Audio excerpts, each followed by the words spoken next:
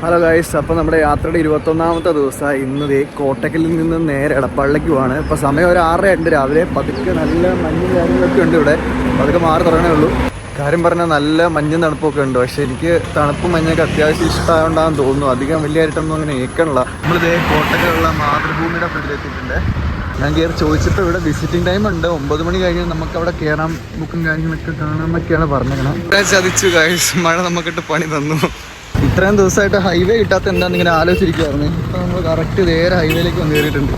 മഴ ഇപ്പോൾ ഒന്ന് കുറഞ്ഞാണ്. നടക്കാൻ തുടങ്ങിയപ്പോഴത്തേക്കും പിന്നെയും അടുത്തത് മഴ പിന്നെ നല്ല രീതിയിൽ തുടങ്ങിയിട്ടുണ്ട്. അതുകൊണ്ട് ഇത്രയും നാളും ഞാൻ റെസ്റ്റ് കൊടുത്ത് എൻ്റെ റെയിൻകോട്ട് ഞാൻ പുറത്തെടുത്തിട്ടുണ്ട്. മഴ ചെറുതായിട്ടൊന്ന് കുറഞ്ഞിട്ടുണ്ട്. പിന്നെ അങ്ങോട്ടേക്ക് നോക്കുവാണെങ്കിൽ കാണാം നല്ല രീതിയിൽ മഞ്ഞൊക്കെ അടിച്ച് കയറി നിൽക്കുന്നത്. പിന്നെ ഇതിപ്പോൾ നിൽക്കുമെന്ന് എനിക്ക് തോന്നുന്നില്ല. മൊത്തത്തിൽ ഇരുണ്ട് മൂടിയാണ് കിടക്കണത്. നമ്മൾ പിന്നെ അതിനൊന്നും മൈൻഡ് ചെയ്യേണ്ട അങ്ങ് നടക്കുന്നു. അത്രേ ഉള്ളൂ. നമുക്ക് ഇവിടുന്ന് തൃശ്ശൂർ ജില്ലയിലേക്ക് അധികം ദൂരമില്ല കേട്ടോ. ആകെ ഗുരുവായൂർ പോകാൻ ആകെ 50 കിലോമീറ്ററേ ഉള്ളൂ. അപ്പോൾ ഇന്നൊരു 25 പിടിച്ച് നാളെ ഒരു 25 പിടിച്ച് നാളെ ഒരു വൈകിട്ട് രാത്രിയൊക്കെ ആകുമ്പോഴത്തേക്കും തൃശ്ശൂർ എത്തും. നമ്മൾ അവിടുന്ന് നടന്ന് നല്ല പ്രകൃതി രമണീയമായ ഒരു സ്ഥലത്തൊക്കെ എത്തിയിട്ടുണ്ട്. അപ്പോൾ ഭാഗ്യത്തിന് മഴയൊന്നുമില്ല, പതുക്കെ വെയിലൊക്കെ തെളിഞ്ഞ് വരുന്നുണ്ട്. നമ്മൾ നടന്ന് എവിടെയോ എത്തിയിട്ടുണ്ട്. വീടിൻ്റെ മതിലിന് വേണ്ടി മൊത്തം ആനയാണ്. വെറൈറ്റിയാണ്, ഫുള്ളാന. തൃശ്ശൂർ പൂരത്തിന് എത്ര ആന ഉണ്ടാവില്ല. ഗുരുവായൂർ കേശവനൊക്കെ വിഷയം അപ്പുറം ഉണ്ടല്ലോ. ഏതാ മൈൻഡ്? കുറച്ച് കാശ് പൊട്ടിച്ചാൽ തന്നെ പവറായിട്ടിരിക്കട്ടെ. ഇത്രയും ആന പ്രൊട്ടക്ഷൻ ഉള്ളൊരു വീട് ഇതുവരെ ഞാൻ കണ്ടിട്ടില്ല കേട്ടോ. ഞാനിങ്ങനെ നടന്നു വന്ന വഴി കണ്ടാണ്. ഇതൊരു വീടാണ്. ഈ വീടിൻ്റെ സൈഡിൽ കുടിവെള്ളം എന്നും പറഞ്ഞൊരു ടാപ്പും വെച്ചൊരു ഗ്ലാസും വെച്ചിട്ടുണ്ട്. അതായത് ഇപ്പോൾ ഇവർക്ക് ഇങ്ങനെ ചെയ്യേണ്ട ആവശ്യമില്ല. ഇതിൽ ആരെങ്കിലും ദാഹിച്ചു വരികയാണെങ്കിൽ വെള്ളം കുടിച്ചോട്ടെ എന്നുള്ള രീതിയിലാണ്. കാരണം പറഞ്ഞാൽ അവിടെ കിണറുണ്ട്. പക്ഷേ ഇവർക്കിത് നല്ല മൈൻഡാട്ടോ. എല്ലാവരും ചെയ്യത്തൊന്നുമില്ല.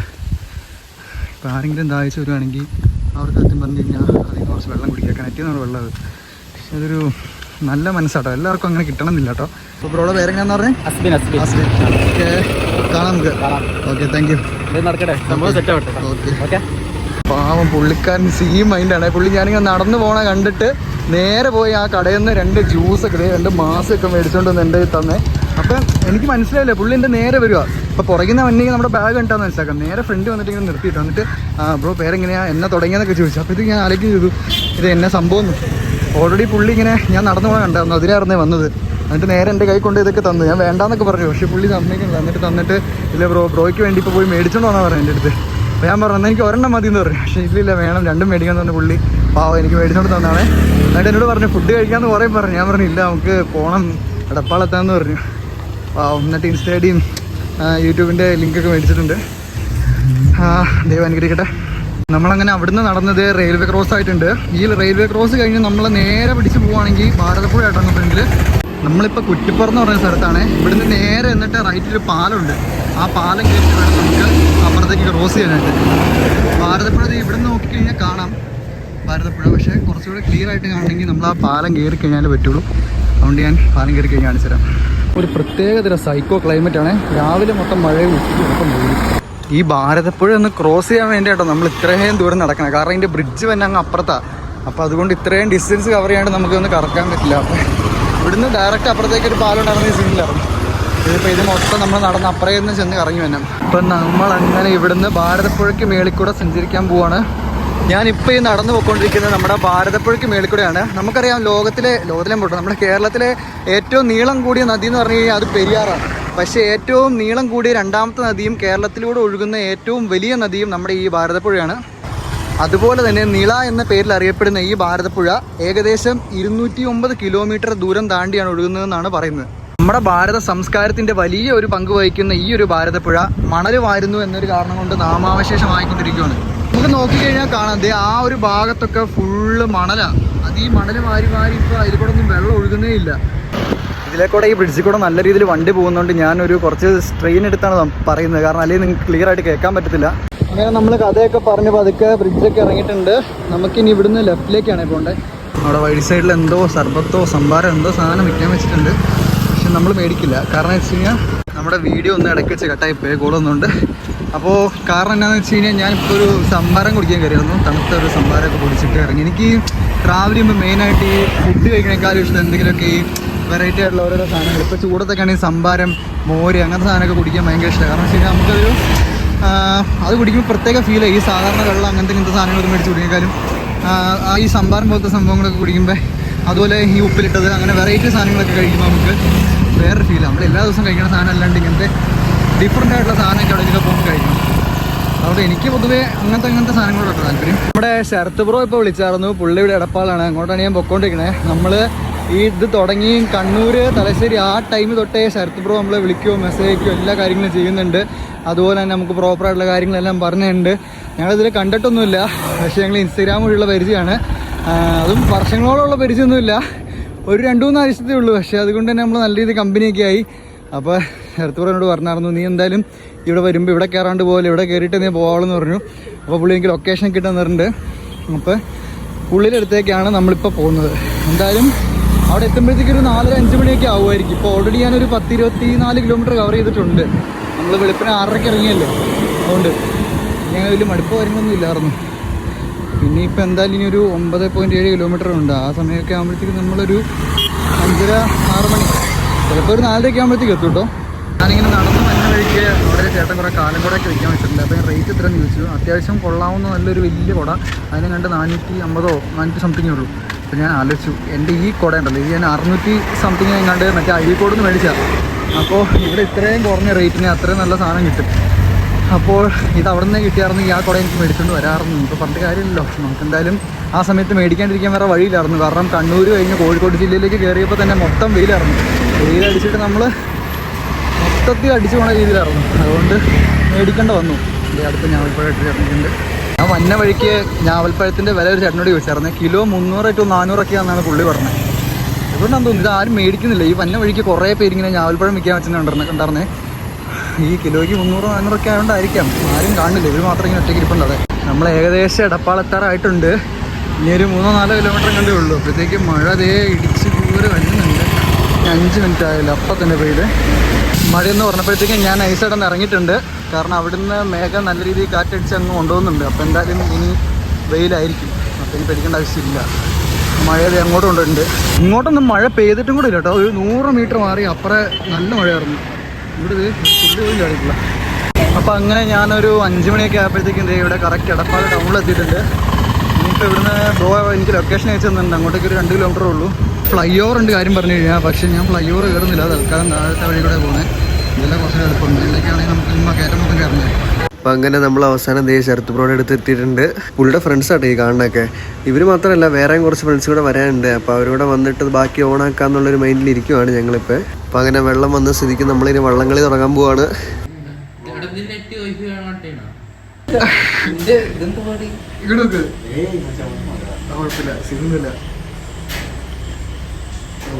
ക്യാമറ ശരിയാണ് കണ്ടോ, നോക്കണമില്ല ക്യാമറയിലേക്ക്.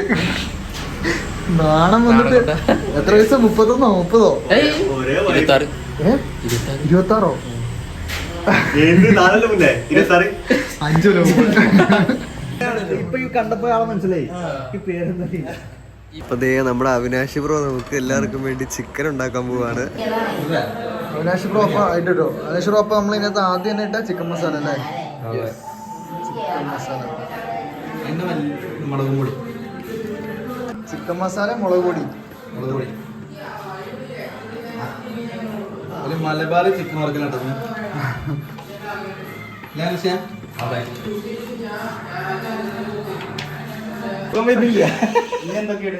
മസാല ഇട്ട് മുളക് പൊടി ഉപ്പ് ആവശ്യത്തിന് ഉപ്പ് ഇനി പറയാണ്ട. അല്ല ഞാൻ ഉണ്ടാക്കൂടാ, ഞാൻ അന്ന് വിഷു ഉണ്ടാക്കി.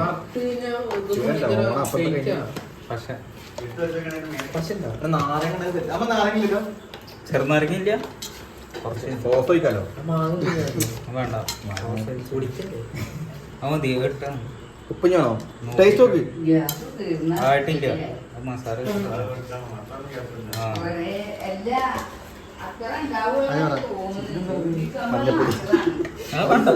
മഞ്ഞപ്പൊടി ഇട്ട് ചിക്കനില്ലേ അനക്കൊരു ഇതില്ലല്ലേ?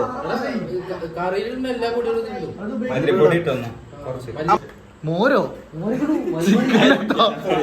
ചിക്കനകത്ത് മോരോ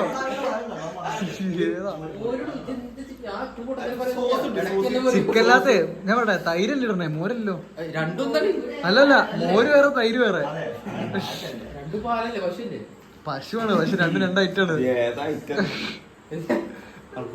മോരൊഴിക്കുന്നു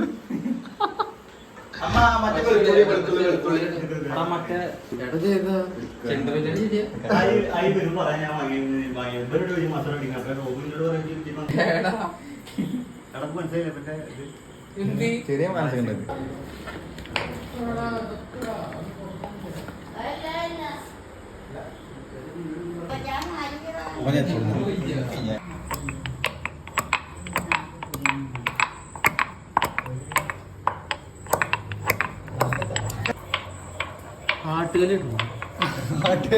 കാസർഗോഡ് പോണം അവിടെ ആട്ടൊക്കെ പ്രധാനം അവിടെ മിക്സി ഒന്നും ഇല്ല ഫുള്ള് സെറ്റ് ചെയ്ത് തരാം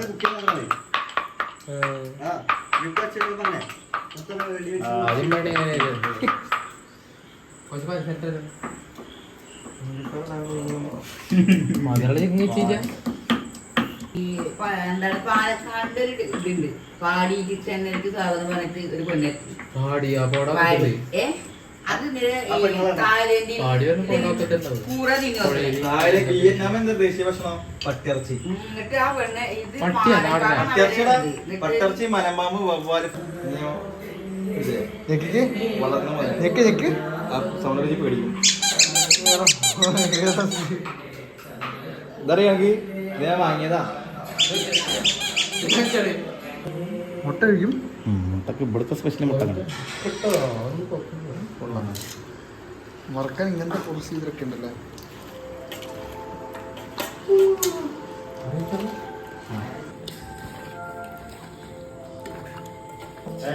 ഇങ്ങനെ റൗണ്ടില് ഒഴിച്ചാൽ മതി ഇങ്ങനെ റൗണ്ടാക്കി മറക്കുന്ന സോസും കിട്ടും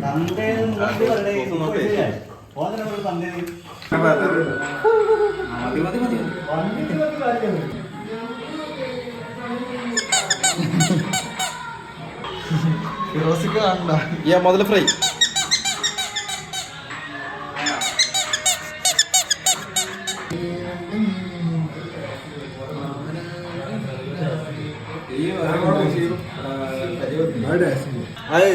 അത് ലാസ്റ്റിലേക്കാണ് നേരെ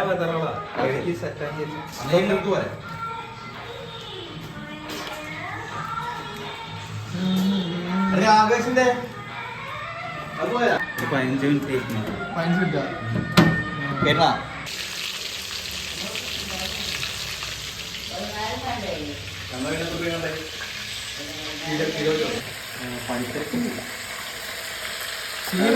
ഓക്കെ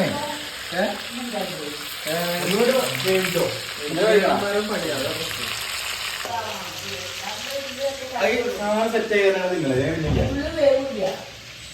അല്ലേ സാധനം സെറ്റല്ലേ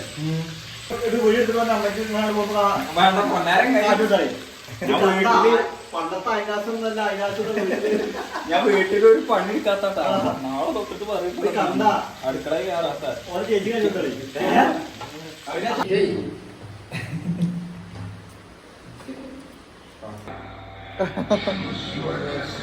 ഏതാ ബീച്ചിൽ നോക്കി സാധനമൊക്കെ അന്നിട്ട് കൊടുത്ത സാധന ഇവർക്ക്